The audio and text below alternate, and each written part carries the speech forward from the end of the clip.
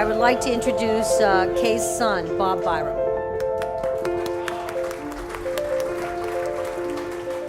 So I'd just like to say a few words about this woman that we're honoring this evening.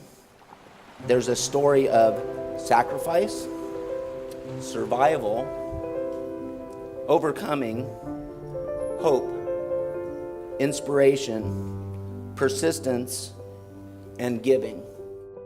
She and her husband, John, co-chaired a home for the holidays in 2007. They had a goal of hitting $100,000 and netted $103,000. We are in the entryway at this point.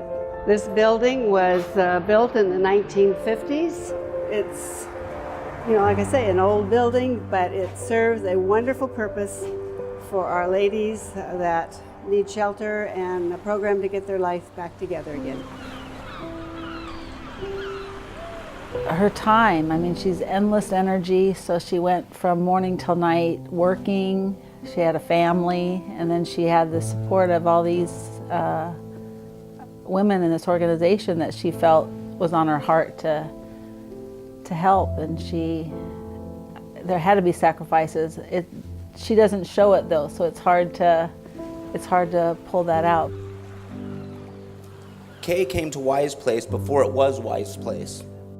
We love the terminology that was put on there. This is when it was the YWCA originally.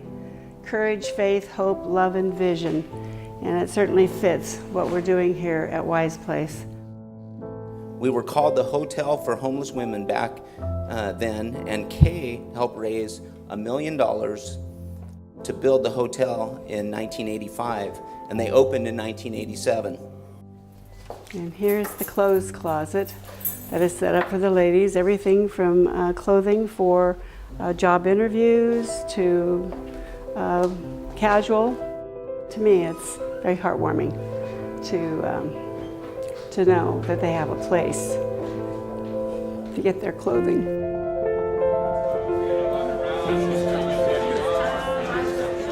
There's a lot more to it than just a successful woman with a career that helped many of these women in this. I've seen this from behind the scenes. You will not find a more caring and giving individual than my mother, Kay.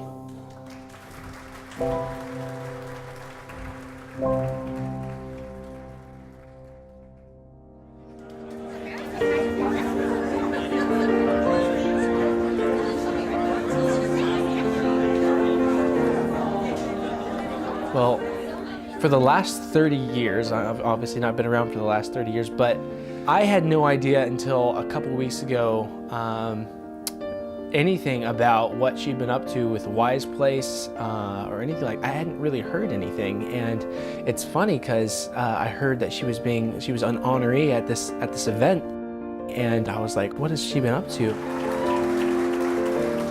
I know I'm red as a beet because I'm just so taken back by all of this. But what we're all here for is Wise Place.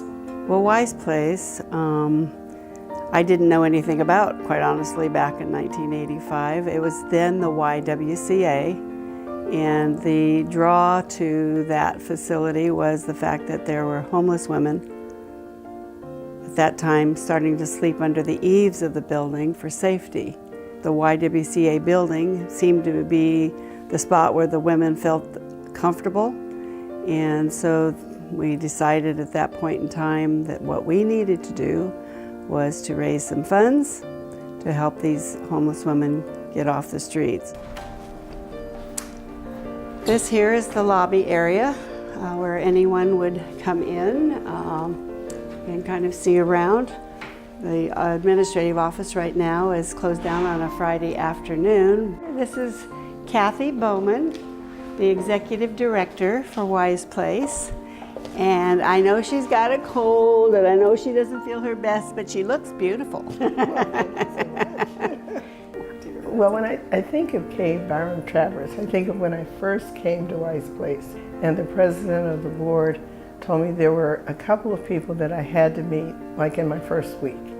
And Kay Byram was one of those people that I had to meet in my first week. because she was so important to Wise Place.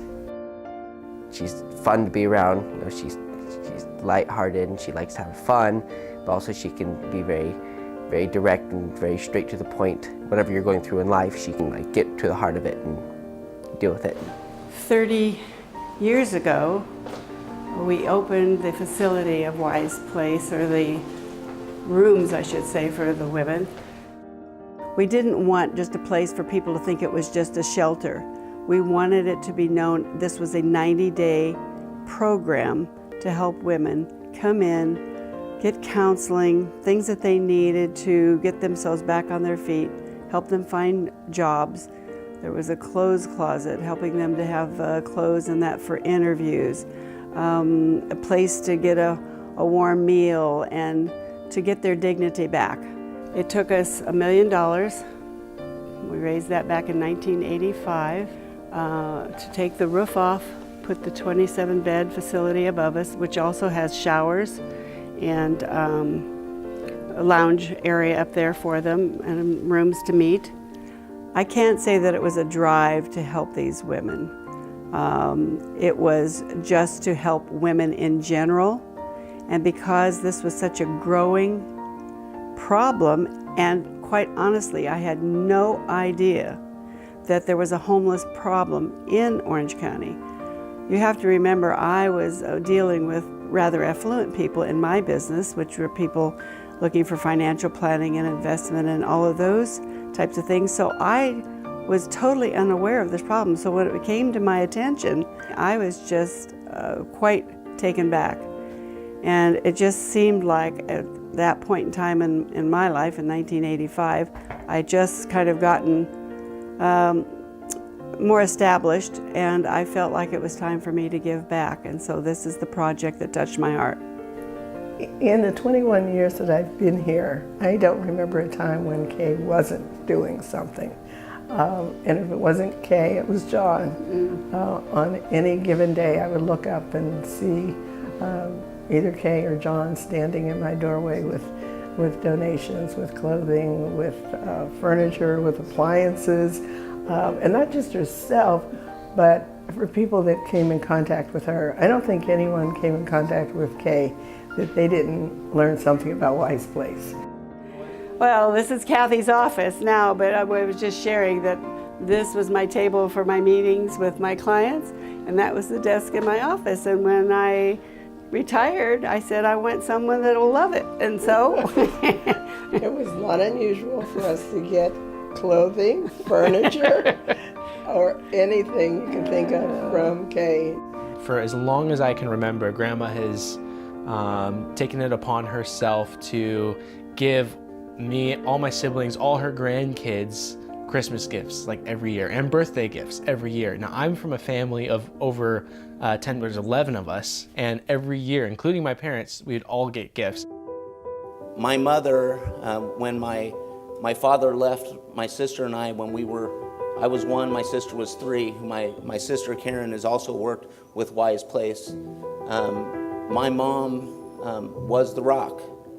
She understood what some of these women were going through here at Wise Place. Trying to be a businesswoman, being a mother, and volunteering are keeping yourself very active, to say the least. I was blessed because I had children that were allowing me to do these things without a big problem. We sat down at the table one night and I spelled out for them what I wanted to do. This was in the career change. And I said, this may or may not be the right time to do this because, you know, I would not be able to do this alone. I said to Karen, you might have to fix the meals sometimes. Bob, you're going to have to do your homework without me being at your backside. And I need a year. I need a year to be able to make this transition. If I can't make the transition in a year, because quite honestly, that's all the money I had was to float us for a year. So if I can't make it a year, I'll go back and do what I've done before, you know. But I felt I needed that year, and I needed to know if they were willing to do that.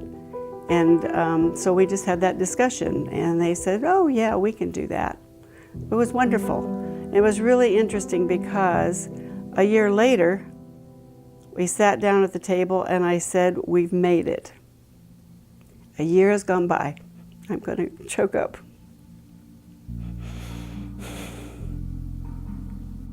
Everything that she's done has been supporting, loving, giving.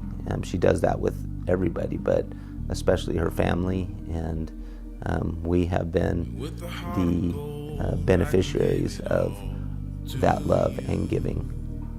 Though I know she had a lot of struggles, and I know there were times, that my brother and I had to get stuff done on our own. We never felt, or I never felt, I shouldn't speak for him, but I never felt, she never missed a birthday, she never, Christmas, everything was always pretty darn good. The kid said, it's been a year already?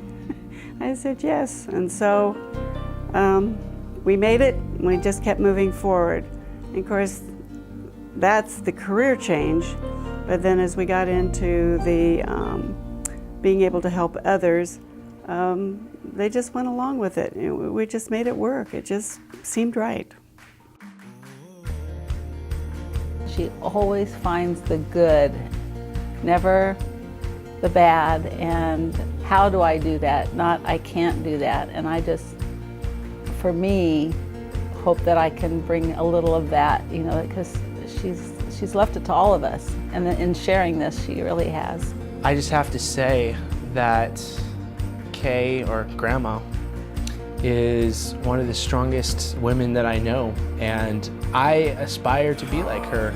And I can only hope that, as years go by, that I can learn from her the way that I have in the last, 20 years of my life, because I've learned a lot from her.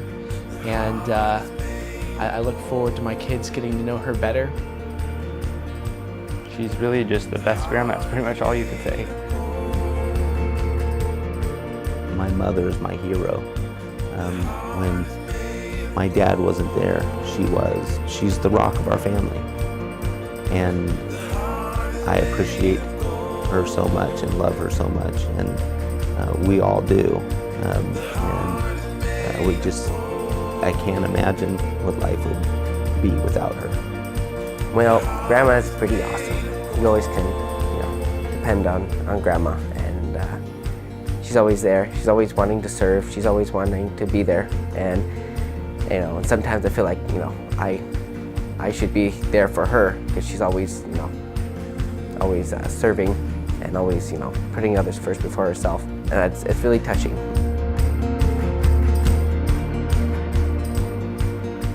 Just life in general, not necessarily was I thinking in the course of a legacy or how I'd want to be remembered. It's just living day to day, trying to be kind. If there's some way I can be of help, I would love to do that and love to be remembered for that.